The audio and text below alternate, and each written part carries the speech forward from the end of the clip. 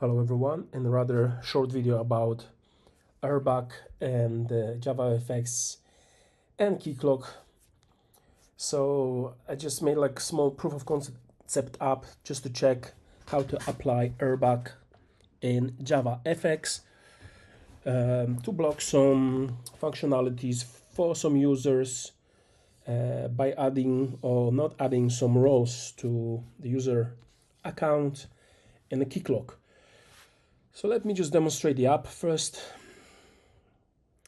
Here is the app, simple login panel, passing username, password, and just appreciate that little kitten head here. So let me log in. That user is an admin user. I have backend running, that's REST API to pull some data from DB. So as you can see, user is an admin, so he had access to all the options for those employees. Let me just run. I don't have logout button yet, so I have to stop the app. Another user is Adam. That user is more restricted. He has just read and write permissions. So as you can see, some buttons are disabled. We can even hide them for him.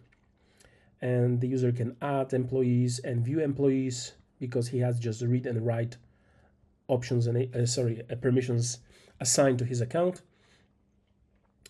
And I have a third user, the most limited one, Han Solo.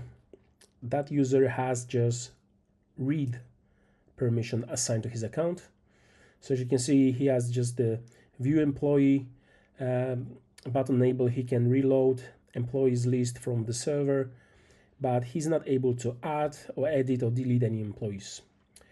So let's jump now to Keycloak. That's the Keycloak, my demo application realm. We have those three users. User is an admin, that user.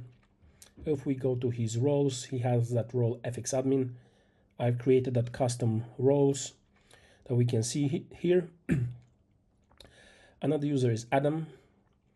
Adam has read and write roles and FX user, that's the default role. A user must have FX user or FX admin role to actually log into app. Let me remove that role from Adam, and later we will check if the Adam can log in or not.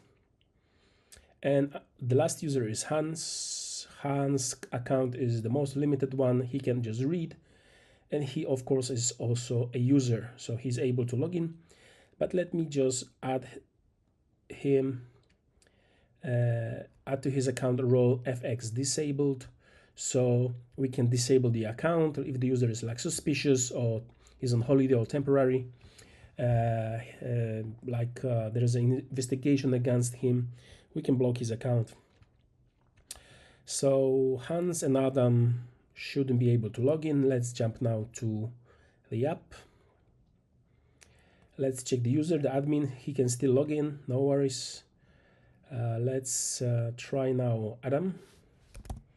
Adam, we remove that FX user role from his account, so he shouldn't be able to log in, access denied, insufficient permissions, and Hans' account was disabled.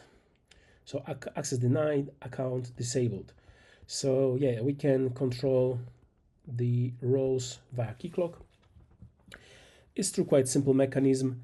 So I have like session context. So from the JWT token, the session data is created. So basically the code is pulling the details from the JWT token and the user attributes and user roles are contained within the JWT token. And here we can see that's the quite important method. Can check setting those roles. So for example, if the user can write, we can check that one. If user can write, he should have any of those roles assigned to him. Then he'll be able to write. To read any of those roles is sufficient, but to delete account, he's supposed to be just admin or has a role delete role assigned to his account. Those are constants. basically those fx delete, fx disable, write, etc. And there's another class auth. So basically the code can check if the user is admin, so needs to have that role, or has any role, or has any of roles passed as argument here. Checking if the user is authenticated, disabled, etc. And here as well, some roles, if the user can read, so should have any of those roles assigned to him, right? So it's rather a simple app, just proof of concept to check the things. Yeah, thank you very much for watching.